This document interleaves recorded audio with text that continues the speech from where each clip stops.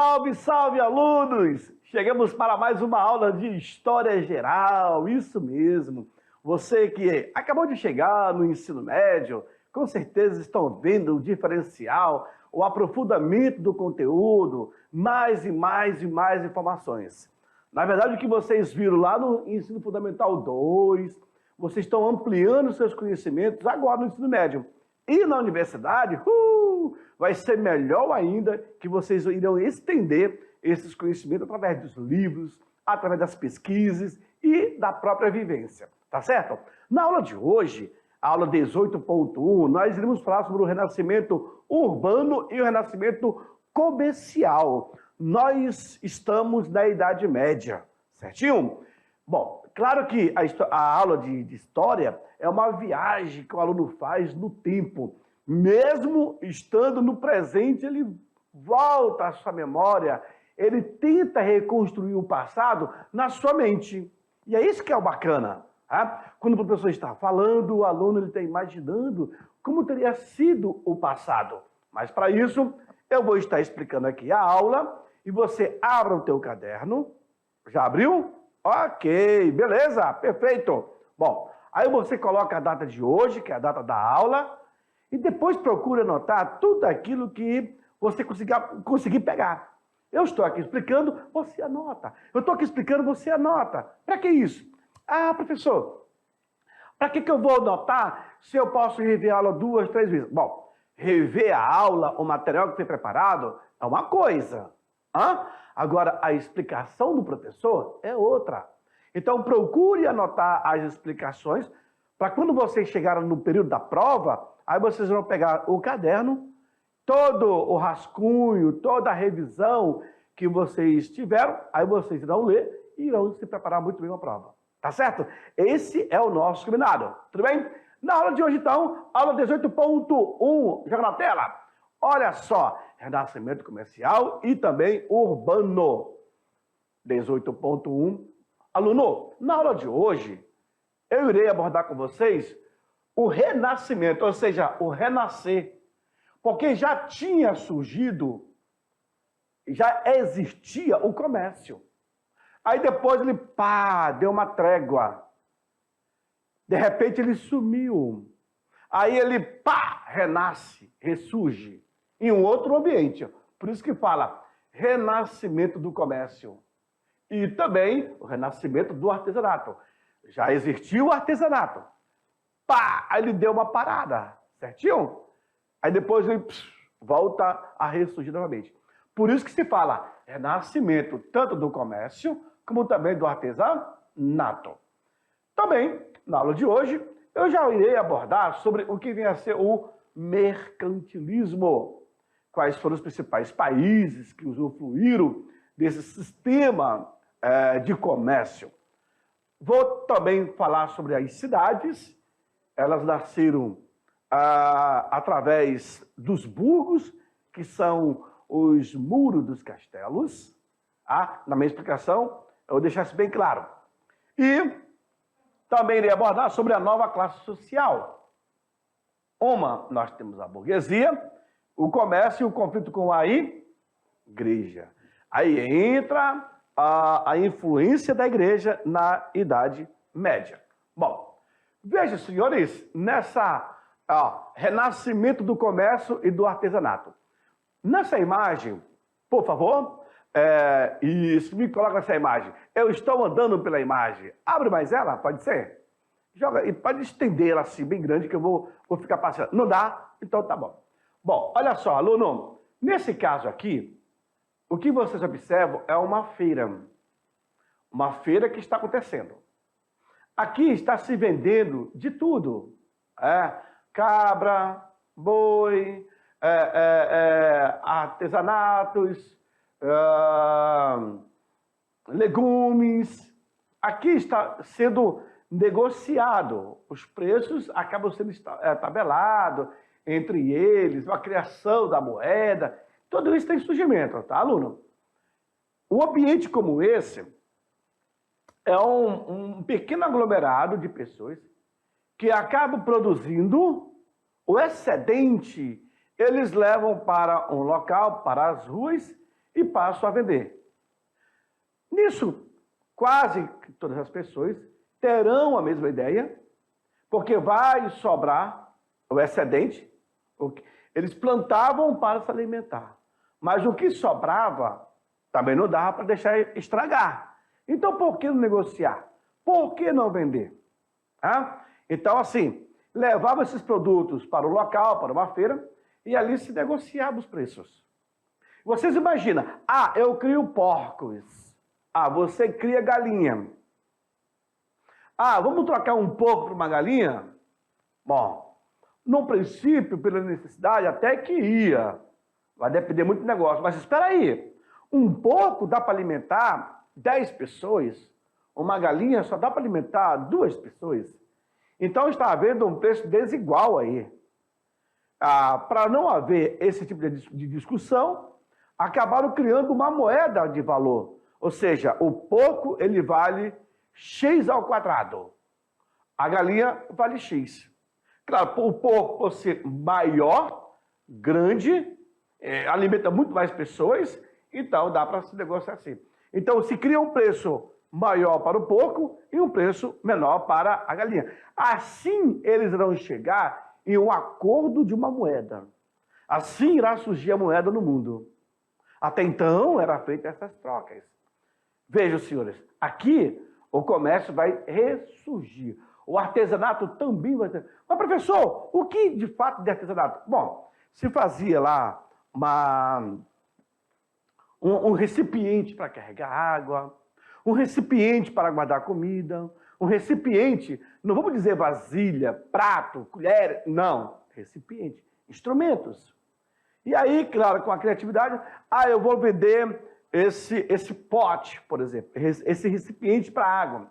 Vamos trocar na galinha? Não, ele tem mais valor. Não, ele tem menos valor. Então começa a surgir aí o preço de cada objeto. É um preço mais sensato para a época, tá bom?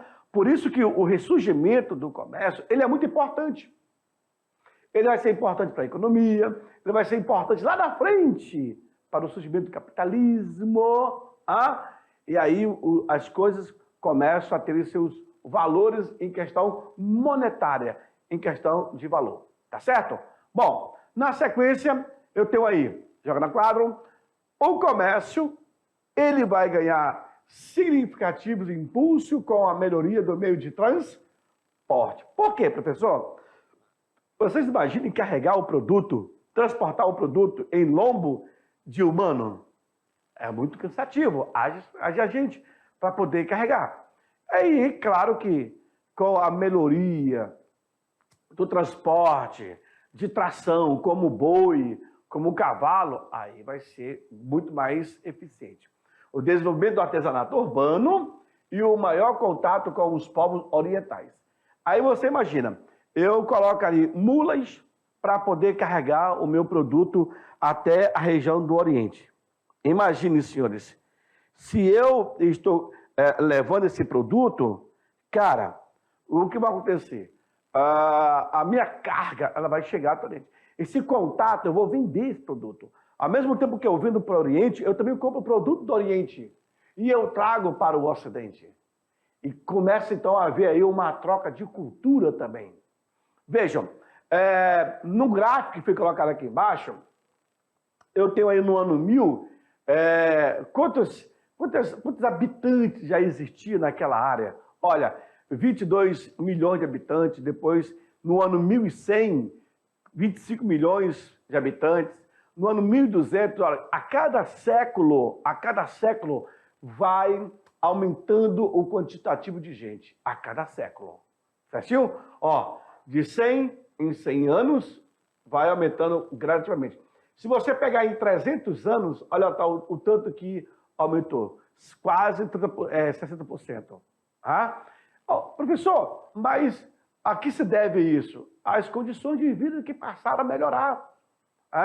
Uma boa alimentação, as pessoas passaram a constituir família e a crescer, enfim. Tudo isso leva a uma consequência de fatores. Além do comércio local, desenvolveram-se também grandes rotas de comércio. E, diga-se de passagem, rotas internacionais. E aí podemos destacar, por exemplo, a Rota Comercial do Norte e a Rota Comercial do Sul. Como assim, professor? Cara, para eu sair do Ocidente para vender produto ao Oriente, eu vou levar aí meses, dependendo do produto que eu vou levar para vender. E dependendo do produto que eu vou trazer para vender também. Quer ver? Vem aqui para mim, rapidinho. Eu vou fazer só uma comparação aqui na nossa região amazônica.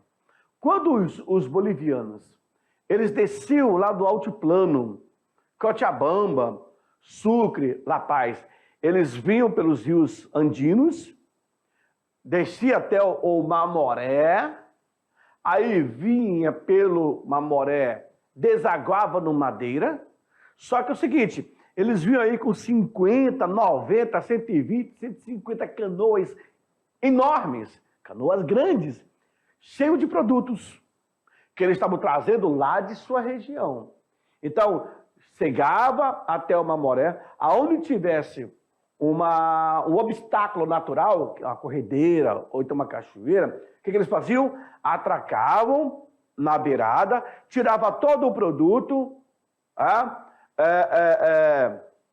ultrapassava aquela corredeira, levava também a canoa, colocava a canoa na água, colocava o produto e seguia viagem. Olha o trabalho que isso dava. Não era pouco, não. E olha quantos e quantos obstáculos naturais eles enfrentaram. Geralmente, eles passavam aqui para chegar em Belém do Pará 3 meses. 3 meses viajando da região andina até Belém. Lá eles vendiam produto para a Europa. Mas lá em Belém, os bolivianos, eles acabavam também comprando produtos e voltando pelo mesmo caminho. Levavam 6 meses. Por quê? Porque descendo, toda a correnteza leva. Agora subindo e com carga pesada, meu irmão, demora. E isso fazia todo o trajeto na ida e na vinda. Isso são as rotas. As rotas comerciais, na verdade, os rios era a via natural para o transporte de mercadoria. Isso na nossa região. Vocês imaginem no Ocidente e no Oriente. Os caras que levavam o produto ali da Espanha, de Portugal, da França, para a região ali do Oriente. Era muito trabalhoso. Então você vê todo assim um contexto dessa transformação. Certinho? Vamos lá, avançamos. Olha só essa rota aí. Área comercial e rota comercial. Eu tenho aqui a área comercial da Hanseática, Gênova, Veneziana, Catalana e de Champagne. Eu quero chamar a tua atenção, aluno, para essa região aqui onde eu estou passando meu pincel. Aqui nós estamos na região do mar Mediterrâneo. Essa vai ser a área mais cobiçada e conquistada. Todos os produtos passavam pelo mar Mediterrâneo. É por isso que até hoje o alimento do Mediterrâneo é fortíssimo e longevidade. Além disso, eu ainda tenho essas regiões aqui, de Frankfurt, aqui na região de Paris, Portugal, Espanha, Itália. Itália está aqui, ó. Todas essas regiões tiveram suas visitas através do comércio. Intensificaram seus produtos, venderam, compraram. É uma loucura quando você trabalha sobre o comércio na Idade Média. E até hoje, quando você volta a pesquisar a respeito do comércio nessa região, você fica assim, abismado. Como que eles conseguiam? Aí você vê a intenção de faturar, né? Na Rota Comercial do Norte, por exemplo, era realizada através do Mar do Norte, passava por cidades como Danzig, Lübeck, Hamburgo, Bremen, Bruges, Londres e Bordeaux. Através da Liga Hanseática, que era uma associação dos países do norte da Europa, criada em 1241. Professor, o senhor está falando que no século XIII já existia associação comercial? Exatamente, aluno. É isso que você ouviu. Em 1241, já havia essa integração de países que podia vender e também comprar entre si. É como se fosse hoje o bloco econômico. Eu tenho os BRICS, eu tenho o Mercosul, eu tenho os tigres asiáticos, eu tenho a União Europeia. Percebeu? Isso já é há muito tempo. E na época era chamada de Liga Hanseática. Na rota comercial do sul, nós vimos a do norte. Feito? Na do sul era realizado no Mediterrâneo, tendo como portos importantes. Aí, aluno, preste atenção. Olha os principais pontos e portos de embarque e desembarque de mercadoria. Aí eu tenho o porto de Barcelona, o porto da Marsella, Gênova, Veneza, Tunis, Trípoli e Constantinopla. Aí sim, aí você acaba percebendo por onde... Olha aí, eu vou voltar no mapa lá atrás, está aqui, ó. Por onde as mercadorias chegaram até o Ocidente. Através do Mediterrâneo. Então eu tenho aqui Barcelona, Marsella, Gênova, Veneza, Tunis, Trípoli e Constantinopla. Fechou?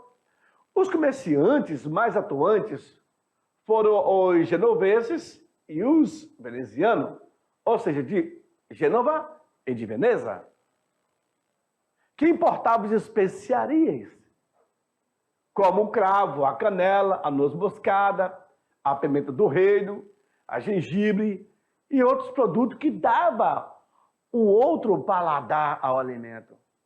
Além dos artigos de luxo, como o perfume, o tecido de seda, a porcelana, o marfim, que vinha do Oriente.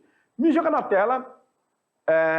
E aí, observe o seguinte, aluno. Cadê minha imagem lá dessas especiarias? Cadê? Coloca aqui especiarias. Isso.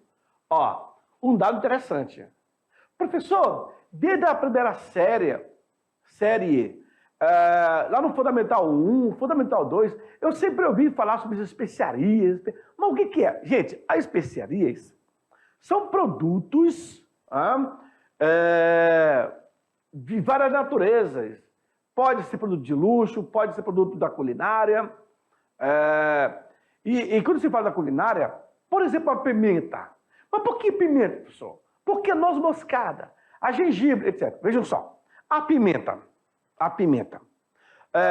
Se você pega uma carne, você compra uma carne, leva para casa, e na hora tu vai sair e tu esquece a carne em cima da pia. Tu sai, demora aí umas 3, 4, 5 horas, tu vai para casa. A carne, quando você abre o saco, já está com mau cheiro. Ih, eu acho que estragou essa carne. Ou de um dia para o outro, pior ainda. O que eles faziam na época? Pegavam essa carne, mesmo assim, eles não jogavam fora, pegava a carne, preparava com a pimenta, você sente o gosto mais da pimenta do que da carne. Então não dava para estragar a comida.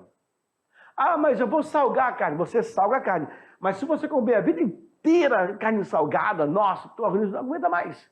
Então, trazendo algumas especiarias, alguns produtos para dar um sabor diferente no paladar, aí você, cara, que bacana. Tem gente que come pimenta pra caramba. Tem gente que mesmo com a comida temperada, coloca sal. Tem gente que coloca outros produtos. Tem disso. Então, esses temperos é para dar um paladar melhor na alimentação. Aí você está passeando na rua, aí você sente o cheiro. Alguém está fritando bife. Não é o bife que está sendo frito. Na verdade, o tempero ali com a cebola e alguns ingredientes é que dá aquele cheiro. Quando você vai comer o bife, tu não come o cheiro, tu come só... O cheiro vai muito longe, mas é o tempero que faz o diferencial. Tua mãe está fazendo uma galinhada, está fazendo uma caldeirada. De longe você sente o cheiro do tempero. Percebeu? Por isso que a ideia de trazer essas especiarias para o Ocidente. Mas isso eles iam buscar lá no Oriente. Agora você imagina, usar uma roupa de seda naquela época. Não era qualquer um. Usar perfume. Como assim? Vai tirar o perfume natural do corpo? Não, mas é mais agradável. Ah, tomar um chá em um copo de porcelana. Ah, tomava o chá quente pra caramba em um copo de ferro. Queimava o bico da boca. Ah!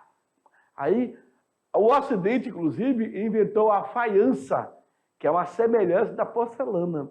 Então, você hoje toma um café quente em uma xícara, não esquenta tanto os lábios, tá? Mas vai tomar um café quente em um copo de ferro. Aí você não aguenta. Tá? Por isso a ideia de associar, de trazer, de descobrir esses produtos e jogar no mercado. Fechou? Continua no quadro, então. Na sequência, eu tenho aí, ó, vejamos, nos principais cruzamentos dessas vias, foram organizadas, então, as grandes feiras. Ah, garoto! Como a de Champagne, na França, e de Flandres, na França e na Bélgica. E das cidades de Veneza e Gênova. Aí eu tenho a Itália e as colônias em Frankfurt, na Alemanha.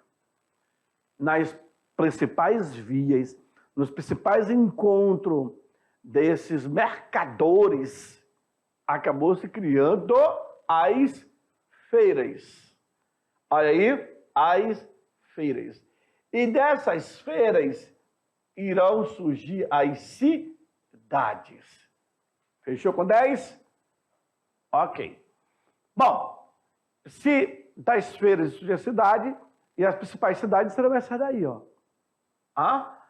Aí eu saio dessas rotas comerciais, dessas especiarias, e eu entro para o tema mercantilismo. Já está falando, ó, mercadoria, mercantilismo. Aí os europeus começam a se aventurar em alto mar em busca de matéria-prima. Aí é quando irão chegar onde? No Brasil. Certinho? Olha aí, numa imagem como essa, o Brasil, no seu longo litoral, vai ser bastante explorado. A primeira matéria que vai ser explorada, o primeiro produto vai ser o pau-brasil. Dele se extraía um líquido avermelhado que servia para tingir tecido. Porque na Europa só havia uma coloração de roupa. A partir do momento que você tem uma outra cor de roupa, aí a coisa já muda. Isso você pode pagar por isso. Então você é nobre, você tem condições, você é rico, você é visto como uma classe mais elevada. Aí você paga por isso. Na ideia da exploração do pau-brasil foi essa. A política econômica do capitalismo comercial, que começa com o mercantilismo, se caracterizou por ser um conjunto de ideias e práticas econômicas.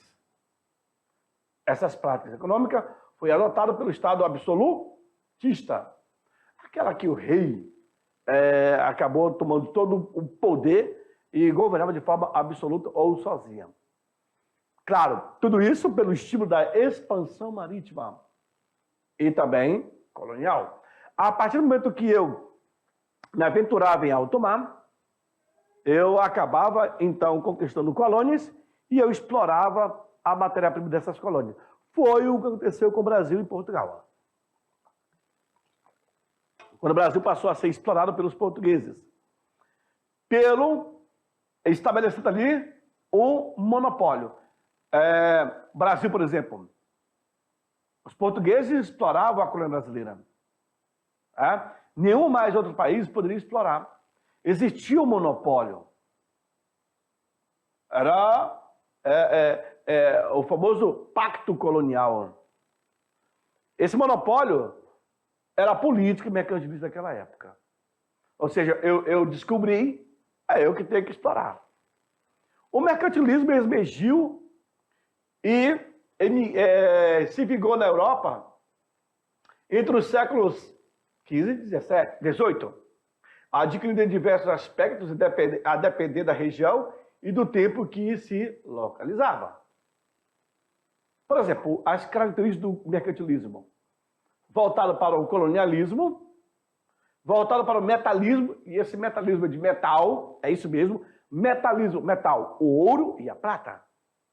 E a balança comercial favorável, além de o protecionismo. Então, as características do mercantilismo são 4. Colonialismo, metalismo, balanço comercial favorável e protecionismo. Colonialismo, temos aí o pacto colonial. É só um país que pode explorar. Metalismo, o ouro e a prata é o principal produto. Balanço comercial favorável, ou seja, eu tenho que vender mais e comprar menos. Protecionismo, eu tenho que proteger toda a minha reserva, todo o meu território. Muito simples. O Renascimento e as grandes navegações. Aí eu saio do mercantilismo, eu venho para o Renascimento. E as grandes navegações, elas irão reordenar o equilíbrio do poder da Europa. Quando o antigo sistema feudal acabou sendo substituído pelo novo modelo econômico, que era o mercantilismo. Então, saímos do modelo feudal, o homem preso à terra, o homem que era o servo de um senhor, que era o sucerano. Quando acaba o sistema feudal, logo surge o mercantilismo. O mercantilismo, ele mostra a força da aliança entre a burguesia e o monarca. Já vai surgir uma segunda classe intermediária, que são os burgueses. São os burgueses que irão negociar com os reis. Assim como o controle intervencionista destes monarcas sobre aquela burguesia. Então, já começa a nascer aqui a pirâmide literalmente formada. Eu tenho aqui o rei, que é o monarca, eu tenho aqui a burguesia, que vai ser a nobreza, né? E lá embaixo vai ser o povão. Vejam. E aí eu tenho o surgimento dessa cidade. Senhores, vejam só como se procedeu a cidade que vocês estão vendo. Dentro dessas muralhas aqui que vocês estão vendo, nessas muralhas, aqui dentro vai surgir uma cidade. Eram menos casas. Hoje na Europa você encontra muito desses castelos enormes e tal. Mas as cidades, os burgos, é isso daqui, ó. São essas paredes aqui, ó. Os burgos foram os comerciantes. Os comerciantes, eles vinham aqui e colocavam as suas barracas para poder vender produto. Professor, quem comprava esse produto? Quem morava aqui dentro. É como se fosse um condomínio fechado. Parece um condomínio, mas é um condomínio medieval. Então, as barraquinhas se encontravam aqui fora, as pessoas vinham, saíam pelo portão principal e vinham aqui comprar o produto. Ok.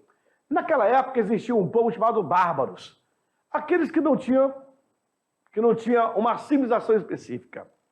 Atacavam, matavam, estupravam, tocavam terror.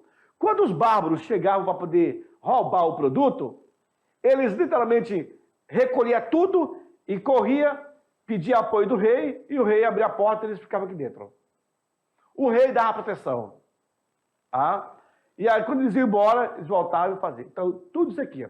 Por isso que esses vendedores, esses ambulantes, eles eram chamados de burgos.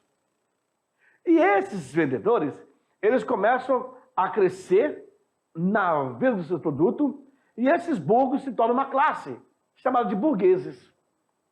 Entenderam? E aí, eles começam a caminhar como suas próprias pernas. Mas, no princípio, o surgimento foi esse daqui, ó. Então, aí vocês estão vendo um condomínio medieval. Professor, da S hoje? Sim. Em muitos cantos da Europa, você encontra dessa forma que vocês estão vendo.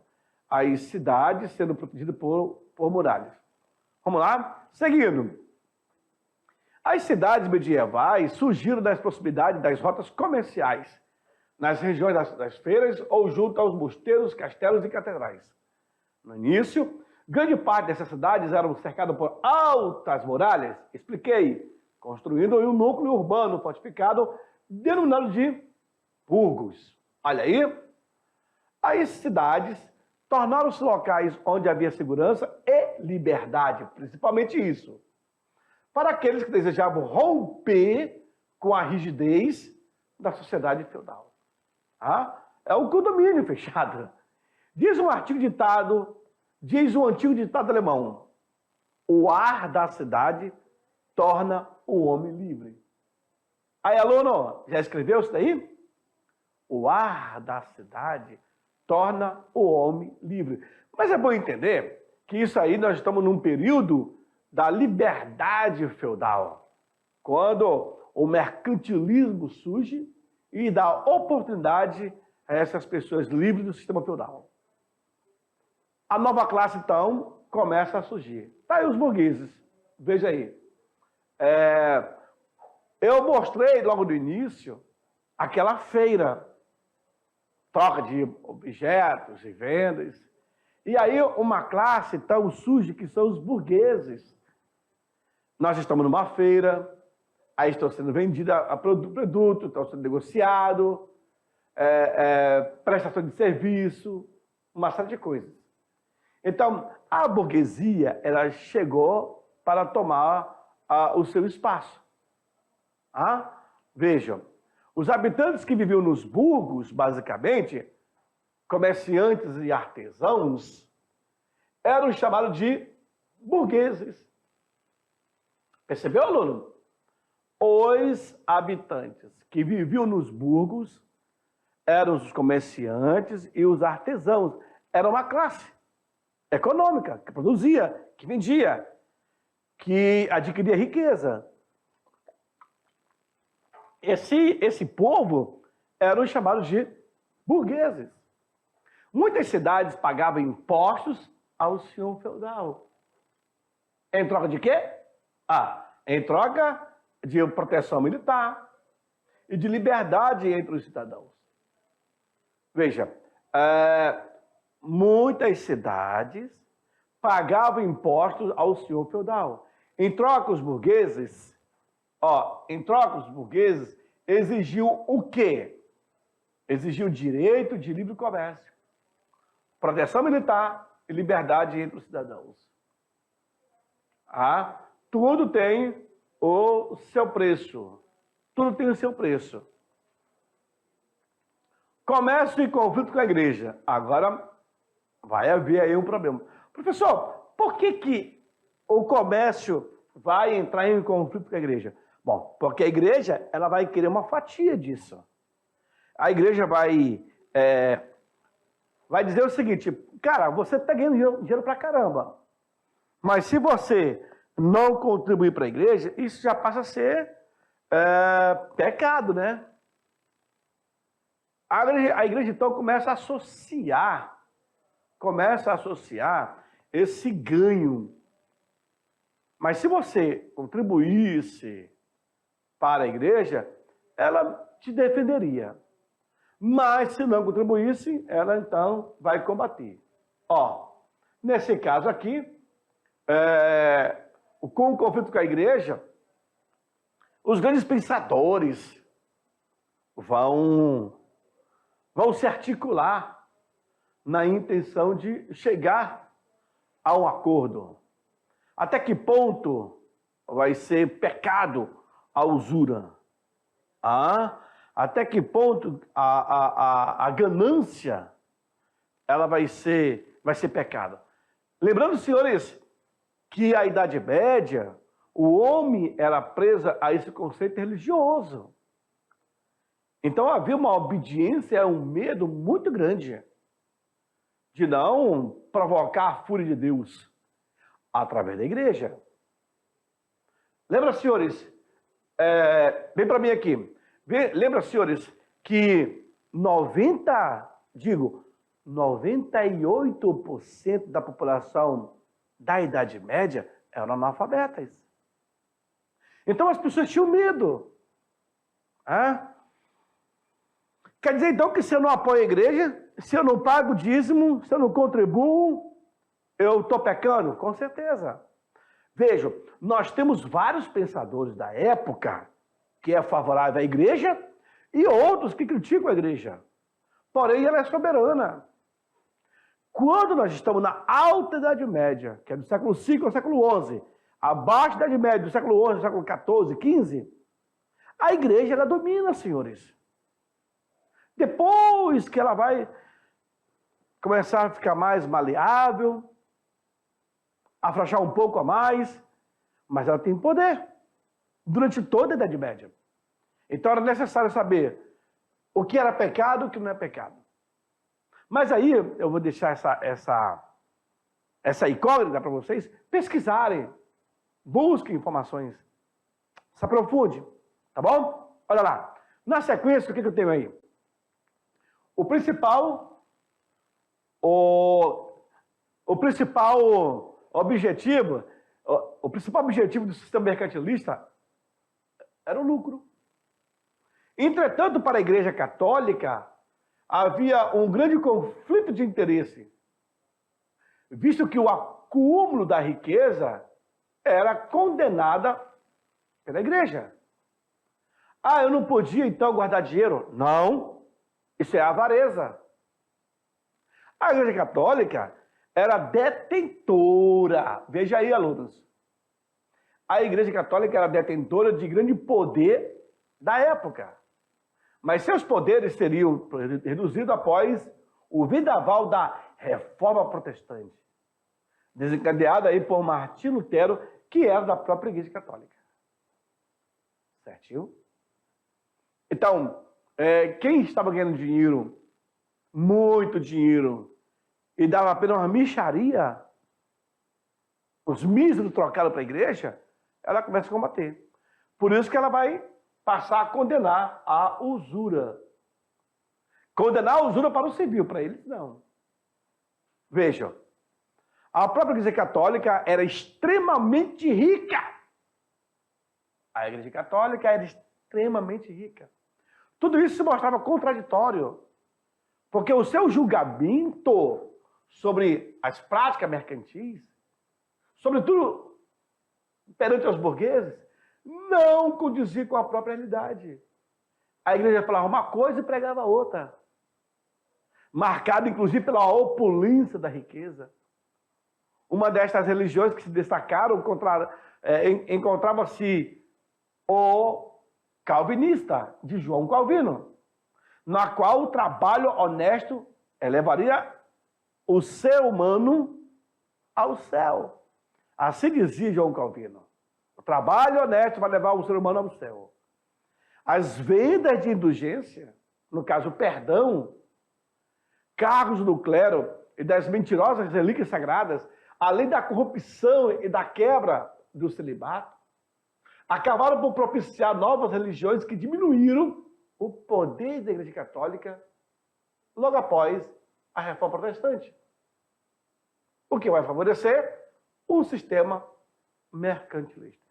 Então, veio assim um vendaval de informações que vai deixar a igreja em situações nada confortáveis. E aí, ela vai ter que rever o seu tempo. Por que eu falo isso? Porque ela vai estar em descompasso. A igreja vai ter que rever toda essa situação. Como material complementar, aluno dessa aula, eu peço que vocês assistam Mercantilismo, História e Característica. Está disponível nesse link que acompanha nessa aula.